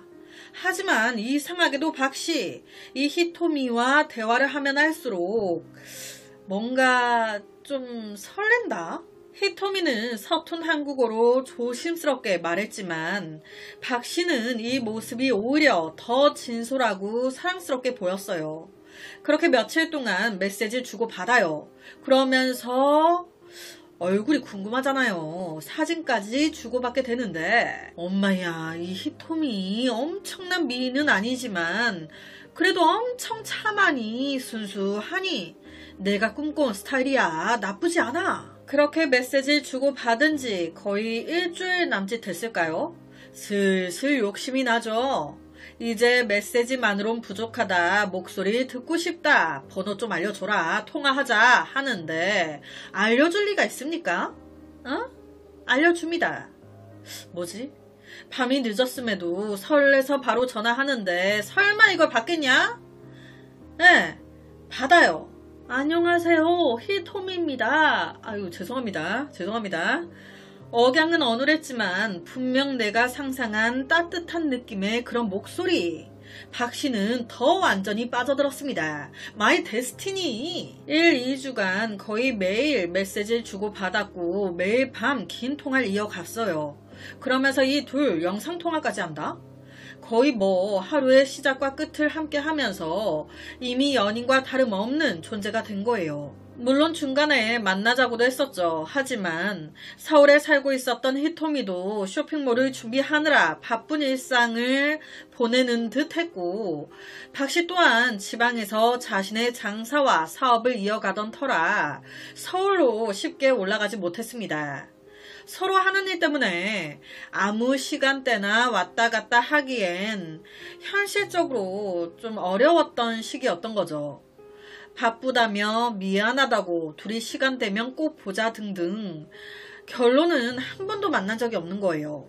여기까지만 봐도 되게 좀 사실 수상하잖아요. 보통은 이 정도면 왜 안 만나주지? 왜 내가 만나자고 할 때마다 뭔가 핑계를 대면서 미루는 것 같은? 그러니까 좀 이상함을 느끼고 좀 뭔가 그 의심을 할 만도 한데 이 박 씨는 달랐습니다. 오히려 그래도 이렇게 매일 연락하는 게 어디냐. 바쁘면서도 날 챙겨주잖아. 나도 잘 못 가면서 오기만 바라는 것도 욕심이지. 서로 떨어져 하는 일이 다르다 보니 시간이 안 맞을 수도 있지. 서로 마음만 이어져 있으면 언젠간 보게 되겠지. 뭐 영상통화하니까. 그렇게 스스로를 설득했습니다. 아니 솔직히 우리가 박 씨라고 생각해보세요.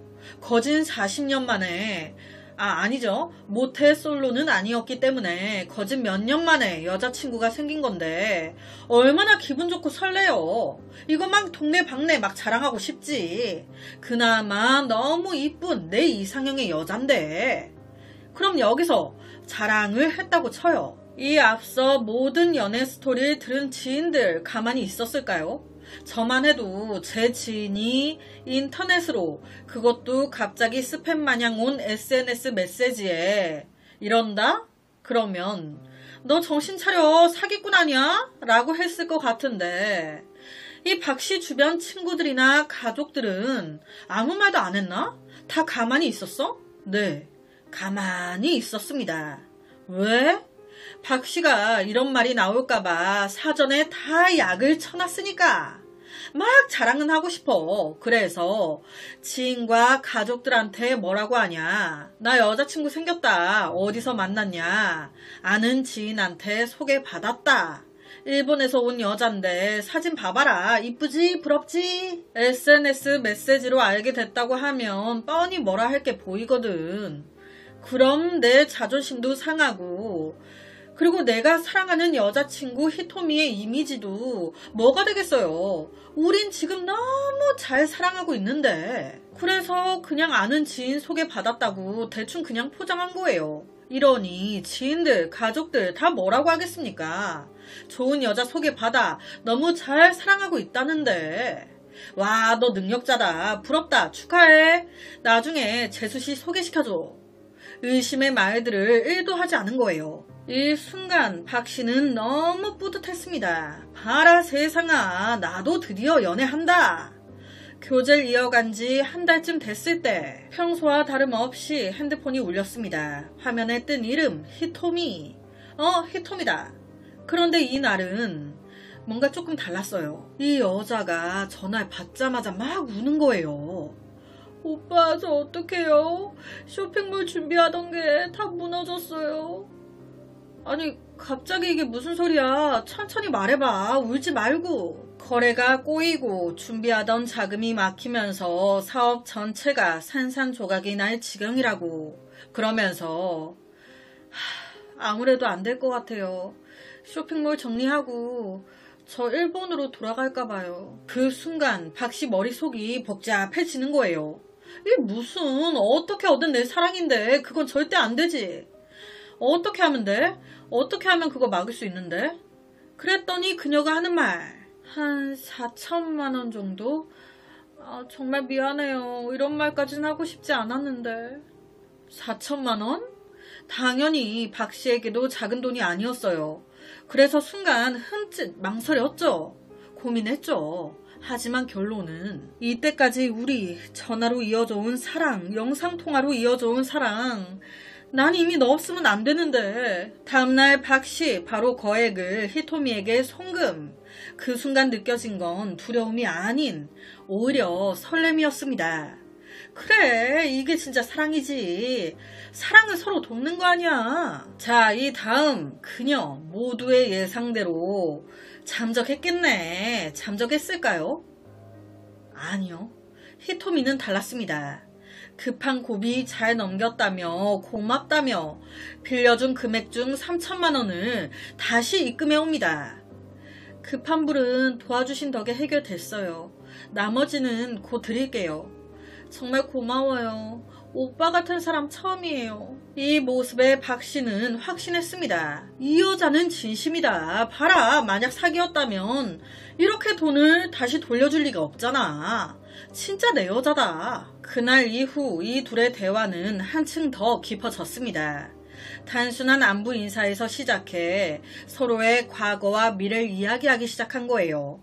히토미는 어린 시절의 이야기를 털어놨고 박 씨도 가족 얘기, 아버지와의 관계까지 이야기했습니다.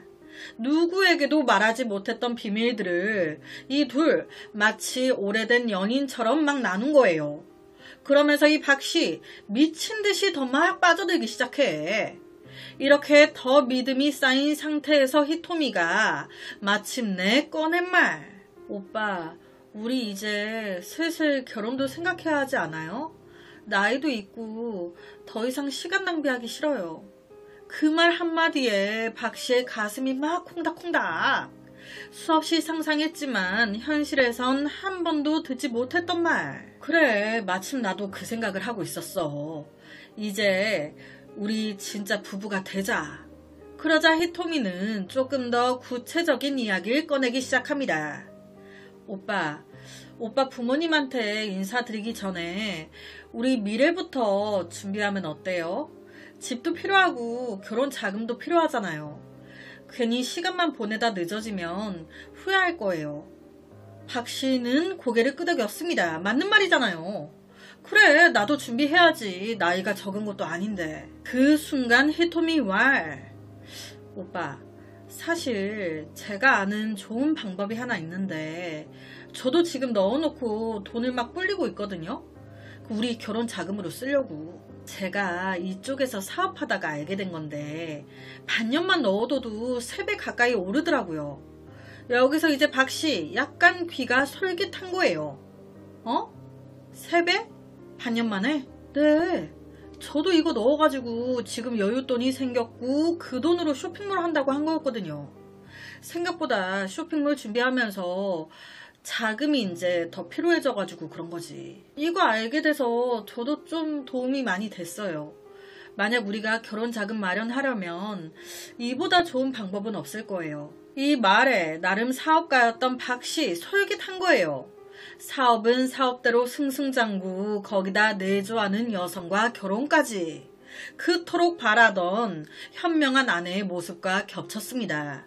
그래도 조심해서 나쁠 게 없으니 가볍게 몇 천만 원 정도만 어떠냐라는 히토미의 권유에 사나이 아이가 내 돈이 네 돈, 네 돈이 네 돈 해버려 하더니 여기저기 정리해서 4억이라는 거금을 자기 손으로 직접 가상계좌에 입금.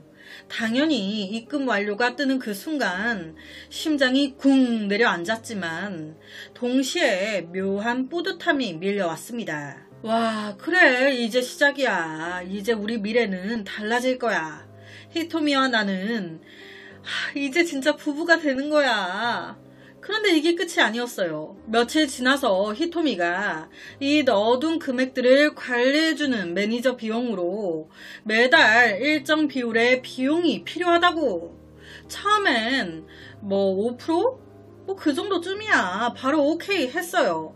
그래, 우리의 미래를 위한 거니까 하면서 기꺼이. 그런데 이것도 한두 달이죠. 점점 사업을 하던 박 씨 부담스러워지는 거예요. 재산 다 끌어모아 무리했죠. 거기에다가 매달 지금 돈까지 또 나가게 된 상황이니까 이해 안 되겠다 생각한 박 씨는 생각도 생각하다가 조심스럽게 히토미, 우리 그 5% 그거 같이 좀 부담하면 안 될까? 결혼할 사이인데 이 정도는 좀 같이 책임져야지. 여기서 이제 히토미가 무슨 소리 하냐면서 막 열을 내더니 잠수 타버리네. 가 아니라 이때 히토미 오케이. 우리 결혼할 사이인데 오케이, 반은 내가 낼게요. 흔쾌히 대답합니다. 이 말에 박 씨 다시 마음이 놓였죠. 더 이 여자를 믿게 되기도 했고요. 역시 내 여자다. 다른 여자 같았으면 그냥 벌써 도망갔을 거야. 그러나 바로 다음 날부터 이상한 일이 벌어집니다. 히토미 전화 연결이 잘 안 돼.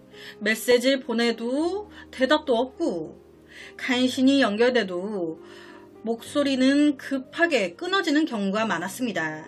그 상황에서 어라? 박 씨가 접속해서 하루하루 결과를 체크하던 투자 사이트, 그 사이트가 없어졌어. 폐쇄됐어.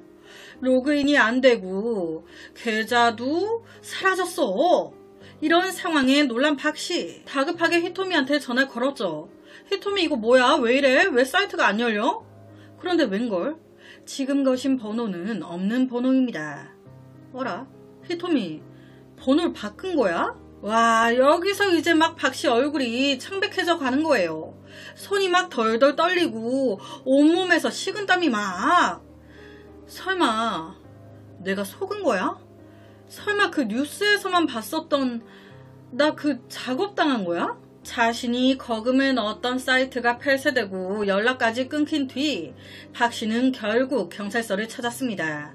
손에 쥔 건 몇 달간 나눈 메시지, 통화 기록, 그리고 송금 내역뿐. 저 일본 여자한테 속은 것 같아요. 히토미라는 여잔데 그 여자한테 제 전 재산을 다 잃었습니다. 그런데 웬걸? 수사 결과는 충격적이었습니다. 히토미라는 이름의 일본 국적 여성, 한국에 입국한 기록조차 없는 거예요. 몇 달을 들어와 있는 일본 국적의 여성이었다면 기록이 없을 수가 없다. 즉, 우리나라 여성으로 추정이 되는 겁니다. 이제부터 그 근거가 쭉 나올 건데, 우선 그녀가 사용한 것들 전부 명의자가 엉뚱한 핸드폰과 계좌들이었어요. 누군가의 신분증을 빌려서 만든 엉뚱한 사람의 통장과 핸드폰이었던 겁니다. 즉 박씨가 믿어 의심치 않았던 히토미는 애초부터 존재하지 않았던 거예요. 아니 다른 나라 사람일 수도 있지 않나? 그러기엔 이를 또 뒷받침하는 게 경찰이 이 둘이 나눈 문자나 이런 걸 다 확인했어요. 그런데 보니까 한국에 온 지 얼마 안 돼 한국어를 잘 못한다고 한 것 치곤 이 여자가 너무 잘해. 흔히 네가 했잖아요. 아니거든요. 밥 먹었을걸요. 뭐 이런 말들 너무 잘 쓰고 있고 무엇보다 어느 나라든 언어를 배울 때 그 비즈니스 언어랑 그 높임말 뭐 이런 게 어렵대요. 특히나 우리나라는 높임말 이런 게 더 많잖아요. 박씨가 히토미보다 나이가 더 많았어요. 이 히토미 박씨한테 나는 너는 당신이 내가 뭐 혹은 이 내가 이거랑 이 내가 쓰는 건 다른데 읽는 건 똑같잖아요. 이런 말들도 쓰는 거나 말하는 거 모두 다 구분해서 이 여자는 쓰고 있었고요. 한국에 온 지 몇 달 안 됐다며 한국어 못한다며 한국에서 10년 산 외국인들보다 더 잘해. 보통 한국어를 배운 지 얼마 안 된 경우 나는 밥이 먹었다 이런 식으로 나는 밥을 먹었다 나는 밥이 먹었다 이걸 구분해 하는 거를 되게 어색해한다고 하더라고요. 어려워한다고. 그런데 이 여자는 전혀 딱딱 맞게 잘도 쓴다. 그러니까 더 한국 사람으로 추정이 되는 거예요. 여기서 한 가지 의문점이 드실 수 있어요. 이 둘 영상통화까지 여러 번 했습니다. 그러면 히토미의 얼굴이 노출이 됐다는 건데 보고 싶으니까 이 박씨가 뭐 영상통화 캡처를 했다든지 뭐 이런 거 없었나? 어쨌든 박씨가 그녀 얼굴을 알고 있으니 이걸로 뭐 어떻게 못 잡나? 실제 이 부분에 대해서 박씨가 말하니까 경찰 왈 요즘은 영상통화도 믿기 어려워요. 실제 얼굴을 노출하는 게 아닌 미리 준비된 영상을 합성하거나 요즘 기술로 가짜 인물을 보여줄 수 있거든요. 특히 어두운 조명, 흔들리는 화면을 이용하면 작은 어색함은 금방 감춰집니다. 즉 박씨가 기억했던 히토미의 모습 사실은 실제 존재하지 않는 인물의 합성이었던 겁니다. 마치 영화 속의 장면처럼 교묘하게 꾸며낸 가짜 얼굴. 와, 이 순간 이 박씨의 감정이 어땠을까요? 아니 충격도 충격인데 이 여자한테 내가 준 억대의 거금 내 돈 머릿속에서 떠나질 않았을 것 같아요. 몇백만 원만 돼도 손발이 달달 떨리는데 지금 4억이에요. 4억. 내 전재산. 사랑이고 나발이고 이거 어떡하냐고. 결국 남은 건 잿더미뿐이었습니다. 자신의 손으로 입금한 돈은 이미 여러 계좌를 거쳐 사라졌고 히토미라는 사람은 애초부터 존재하지 않았어요. 그제야 깨달았죠. 내가 사랑에 빠진 게 아닌 철저히 계산된 함정에 빠졌었구나. 나 작업당했구나. 나 호구였구나. 어떻게 진지한 순수한 사람의 감정을 이용해 이런 뒤통수를 칠 수가 있나. 이 박씨 이제 여자 믿을 수 있을까요? 수사가 이어졌지만 결과는 냉혹했습니다. 자신의 손으로 모든 것이 이루어졌고 의심 한번 하지 않았던 그녀를 믿은 죄로 실체 없는 인물에게 속아 평생 모아온 재산을 잃은 겁니다. 그러니까 한 번이라도 만나봤으면 몰라. 몇 달 동안 한 번도 얼굴 본 적 없는, 실제로 한 번도 만난 적 없는 여자한테 내 전 재산을 그냥 바로 줘버리고 그리고 이렇게 돼버린 거 아니에요. 박 씨는 충격에서 벗어나지 못했습니다. 내가 이렇게까지 바보였나? 매일같이 핸드폰을 들여다보며 혹시나 히토미에게서 다시 연락이 오지 않을까 기대했지만 당연히 없었죠. 남은 건 텅 빈 통장과 무너져버린 자존심뿐. 박 씨는 이 사실을 주변 사람들에게 털어놓지도 못했습니다. 그냥 잘 안 맞아서, 잘 안 돼서 그냥 헤어졌어. 끝. 이 사건을 담당했던 수사관들은요, 이런 수법은 흔히 결혼 빙자형 사기라고 부릅니다. 피해자 대부분이 외로움에 사로잡혀 있거나 평생 한 번쯤은 결혼을 꿈꾸던 사람들이죠. 그 마음을 교묘하게 파고들어 가장 치명적인 순간에 금전을 요구합니다. 특히 이번 일은 더더욱 교묘했어요. 처음부터 잠적하지 않았고 일부 돈을 돌려주면서 신뢰를 쌓았죠. 그리고 영상통화까지 활용해 피해자의 의심을 차단했다는 점. 그 모든 과정이 치밀하게 설계된 덫이었습니다. 이 박 씨의 살인은요, 한 개인의 불행한 이야기로 끝나지 않습니다. 지금 이 순간에도 수많은 사람들이 인터넷과 SNS에서 비슷한 수법에 접근을 받고 있을지도 몰라요.